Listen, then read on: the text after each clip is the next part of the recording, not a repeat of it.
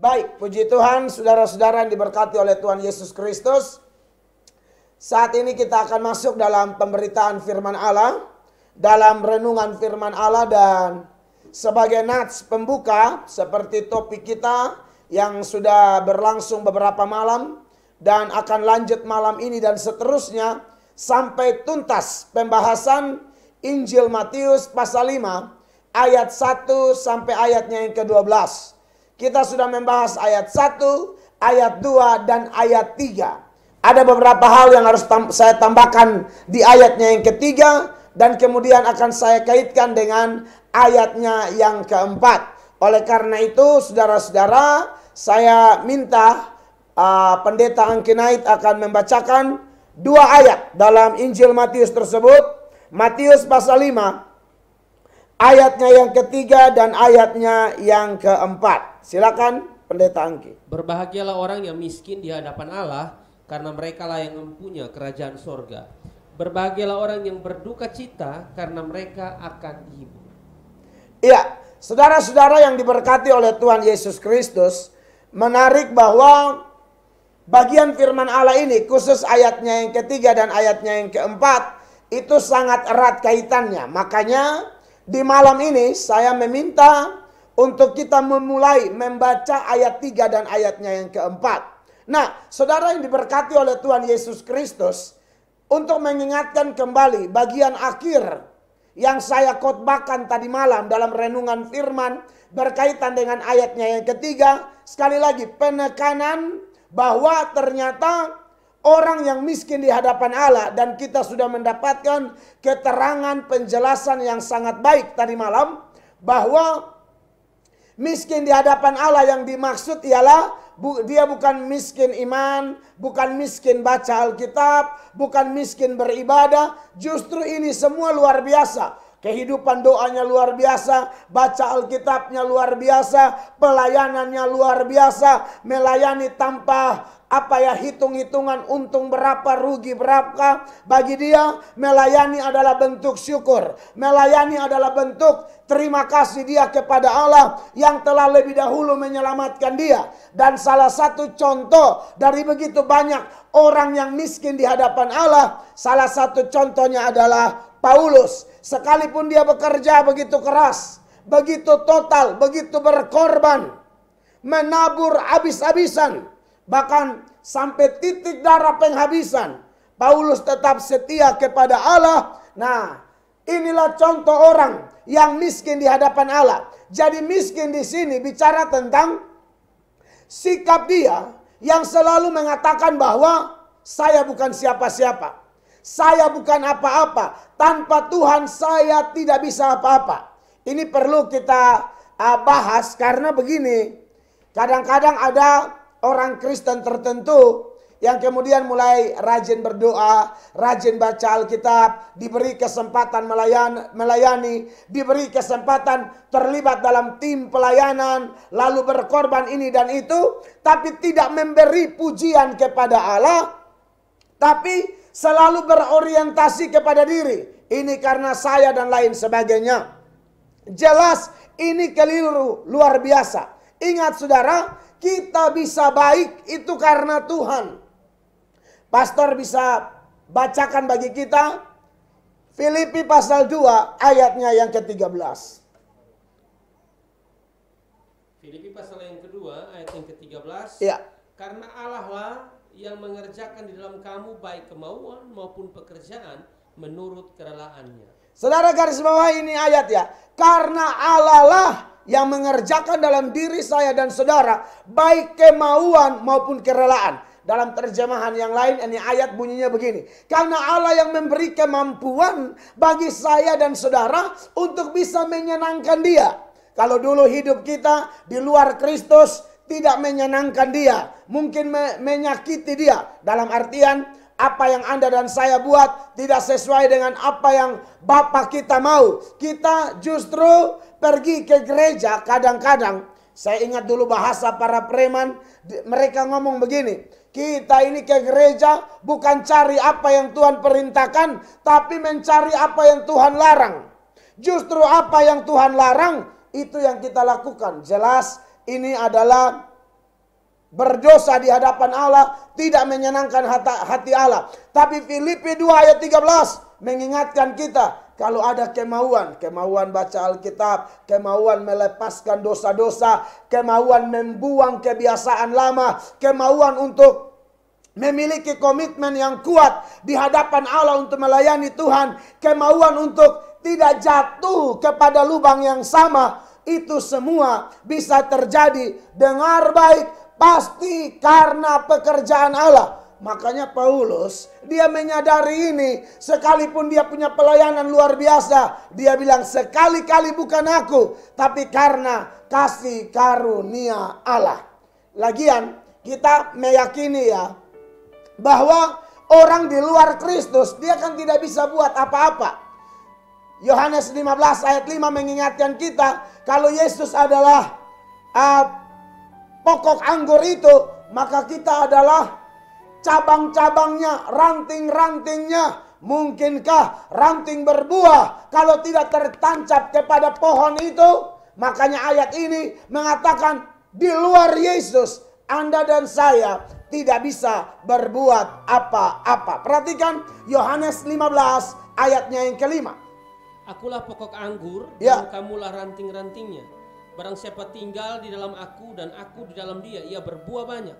Sebab di luar aku kamu tidak dapat berbuat apa-apa. Garis bawahi bagian akhir, sebab di luar aku, di luar Tuhan Yesus, Anda dan saya, Paulus, para nabi, para rasul, pendeta-pendeta, hamba-hamba Tuhan, semua orang percaya yang memahami dan mengalami sola gratia, keselamatan hanya karena anugerah, kita tidak bisa memegahkan diri. Makanya Efesus 2 ayat 8 dan 9 berkata apa? Supaya kita semua kuat dan mengerti. Oh, ini yang dimaksud dengan miskin di hadapan Allah.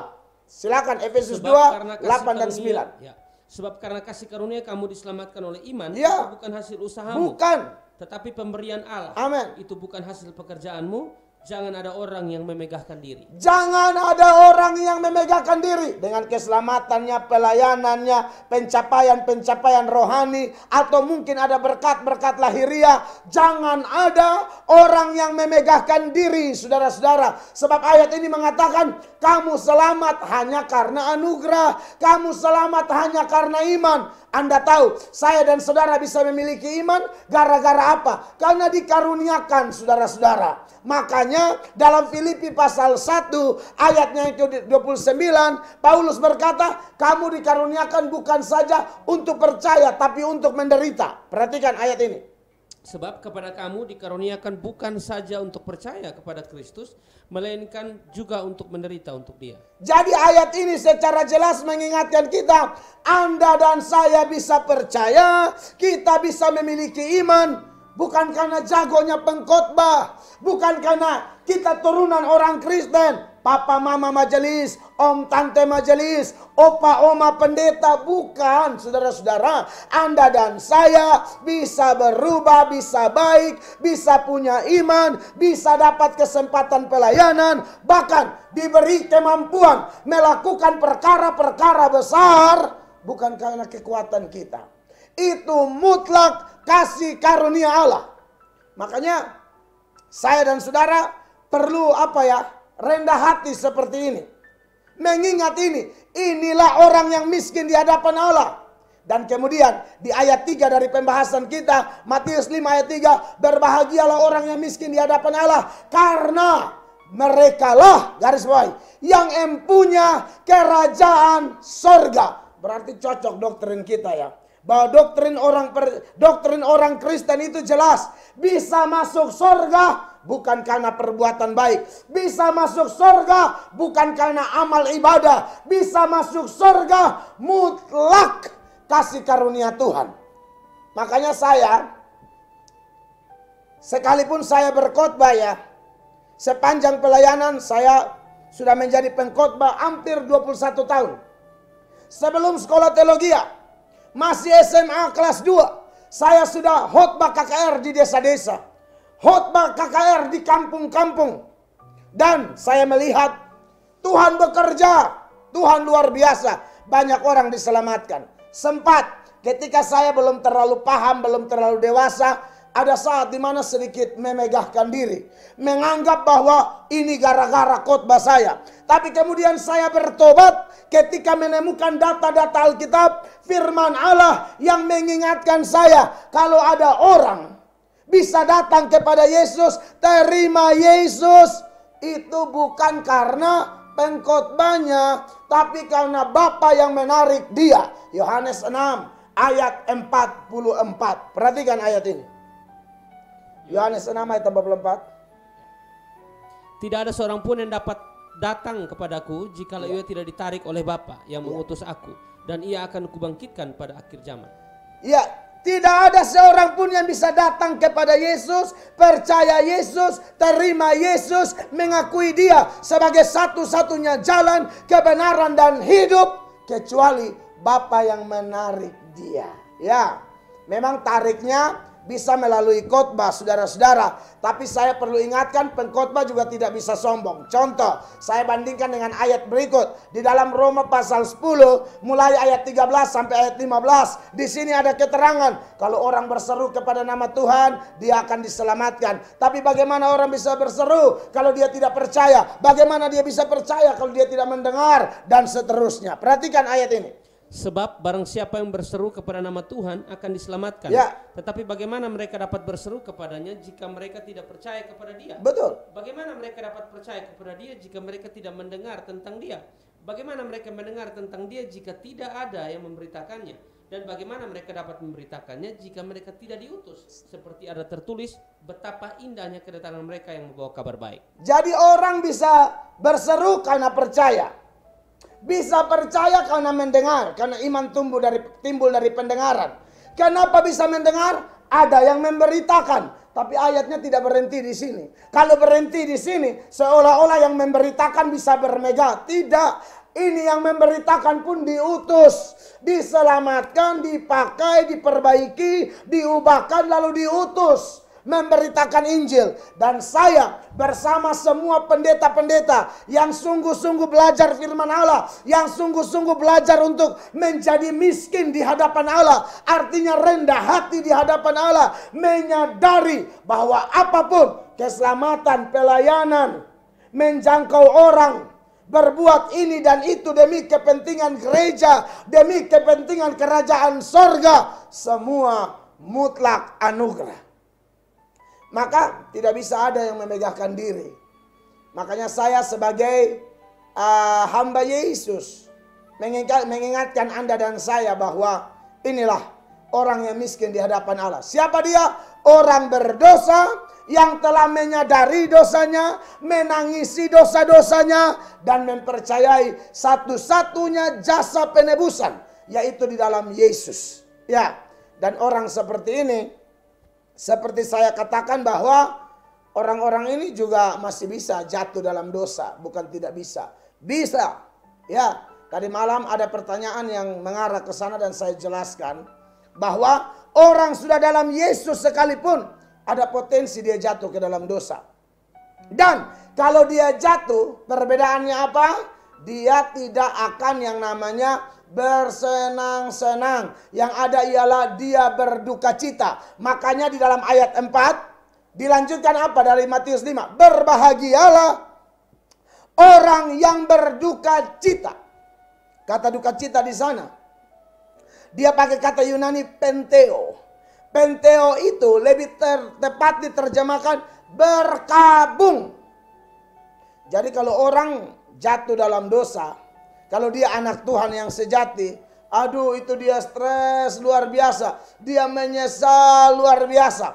Petrus dalam kejatuhannya ketika ayam berkokok, Petrus menangis sejadi-jadinya. Ini contoh Kristen asli, contoh penghuni kerajaan Allah. Betul dia bisa jatuh, betul dia bisa menyangkal, betul dia pernah gagal. Tapi dia gagal, dia bangkit lagi. Dia salah, dia coba lagi. Dan tandanya apa? Kalau ada dosa, berduka cita luar biasa. Anda lihat itu. Waktu ayam berkokok di halaman rumah Kayafas itu, 3 kali dia menyangkal Yesus. Dia menyangkal, bersumpah, bahkan mengutuk. Dia tidak kenal Yesus. Tapi kemudian nubuatan Yesus bahwa sebelum engkau menyangkal aku, sebelum ayam berkokok 2 kali, engkau telah menyangkal aku 3 kali. Dan waktu ayam itu berkokok, saudara-saudara, wow, di situ mata Petrus dan mata Yesus bertatapan. Orang bertanya, siapakah yang membuat Petrus bertobat? Apakah kokokan ayam itu? Bukan. Lalu apa? Tatapan mata Yesus, saudara-saudara. Kalau Yesus yang kudus tidak melihat kita yang berdosa, maka habislah kita. Makanya ada teolog yang bilang begini, saudara-saudara, pemirsa. Khotbah pendeta itu seperti kokokan ayam. Sekali lagi, khotbah pendeta itu kayak kokokan ayam. Seperti saat ini, kalau saya berkhotbah, tapi kalau mata Yesus tidak lihat Anda yang sedang mengikuti acara ini, sia-sialah khotbahku. Semua pendeta yang berkhotbah, kalau tidak berharap mata Sang Kudus melihat kita orang-orang berdosa ini, maka percumalah saya berkhotbah, percumalah saya belajar, percumalah saya hafal ayat, saya menyuarakan berkoar-koar dengan firman Allah, ayat ini, ayat itu. Tapi kalau Yesus tidak melihat kepada Anda, Dia tidak bertindak memulihkan kita, sia-sialah khotbah saya. Makanya Anda ingatkan bahwa beberapa waktu lalu saya ingatkan, kalau saya khotbah sekarang, saya lihat komentar ini, beberapa malam kalau saya pulang, saya ambil waktu setelah bantu istri urus anak-anak saya karena masih kecil-kecil 3 orang. Jadi saya bantu juga urus mereka kalau sudah tidur, saya nonton kembali. Dan banyak sekali, hampir semua malah menguatkan saya, menyemangati saya, menguatkan saya, menyemangati saya. Nah, saudara, saya perlu kasih tahu, Anda diberkati bukan karena kami tim. Anda diberkati bukan karena saya berkhotbah. Anda diberkati karena Tuhan sedang bekerja di hatimu, di hidupmu. Makanya saya bandingkan dengan Kisah Para Rasul pasal 16 ayat 14. Kenapa Lydia memperhatikan khotbah Paulus? Bukan karena Paulus fasih lidah, bukan karena Paulus jago dalam menjelaskan ayat per ayat atau mengeksposisi Alkitab, tapi karena Tuhan membuka hati Lydia. Perhatikan ayat ini.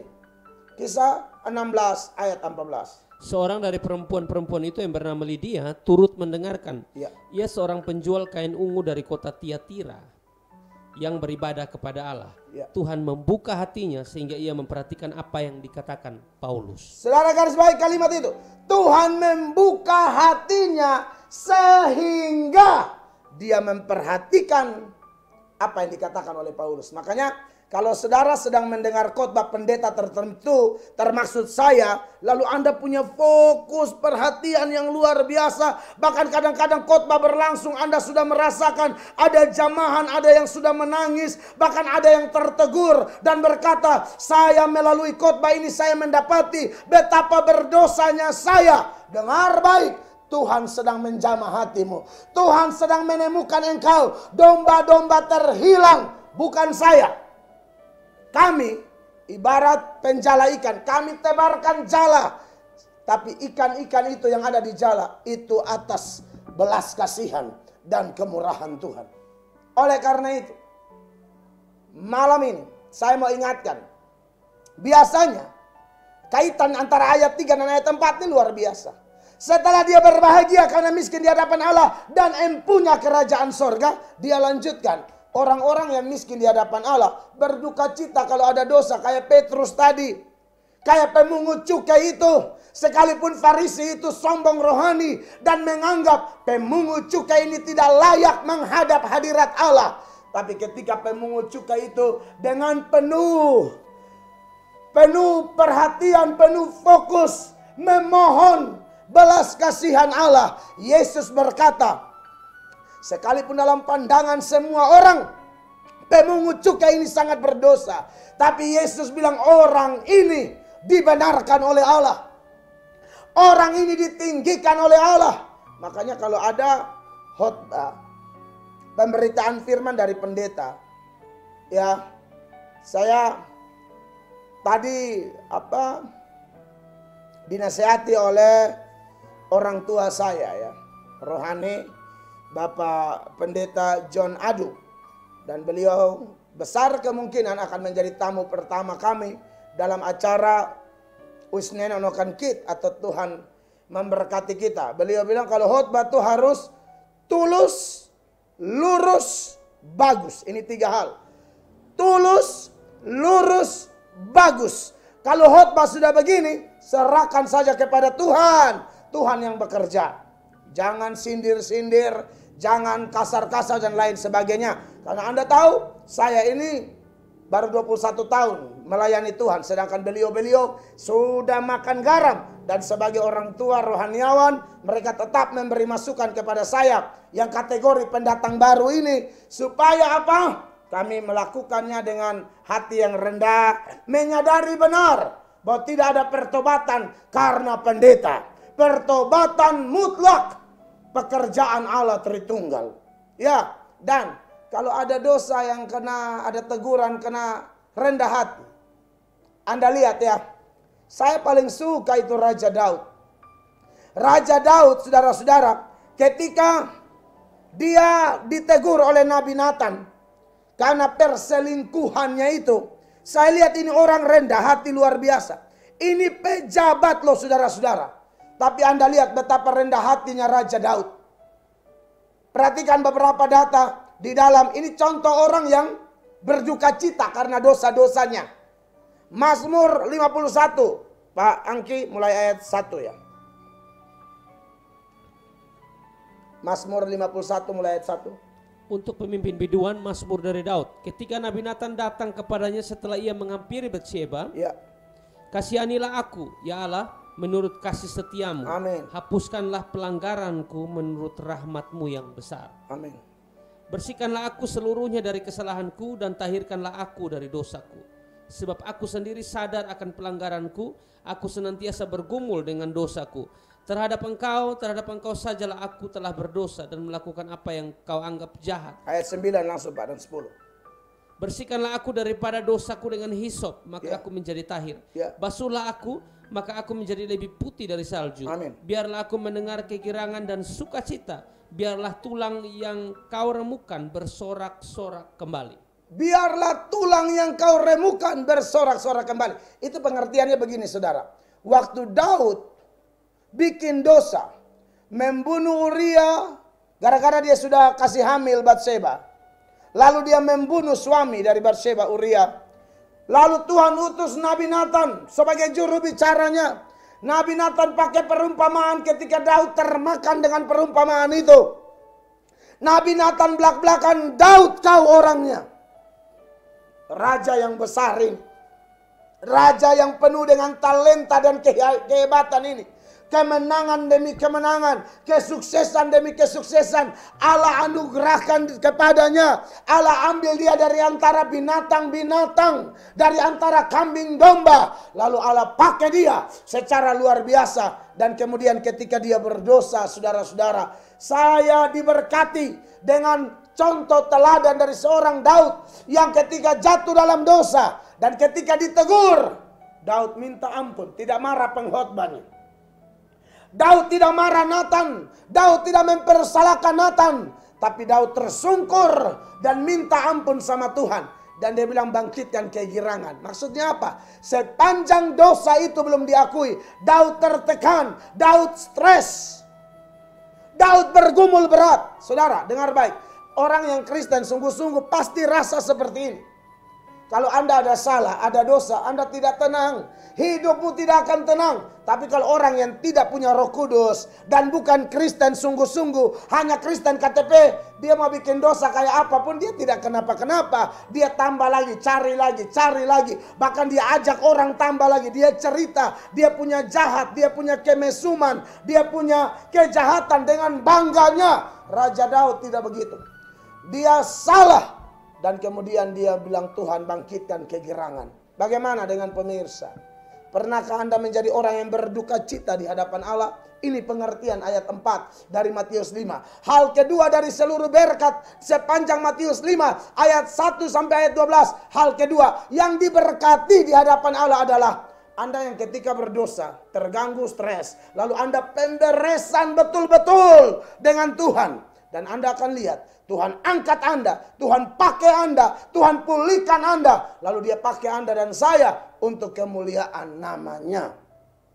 Kiranya khotbah ini mendatangkan berkat, sukacita bagi Anda dan saya.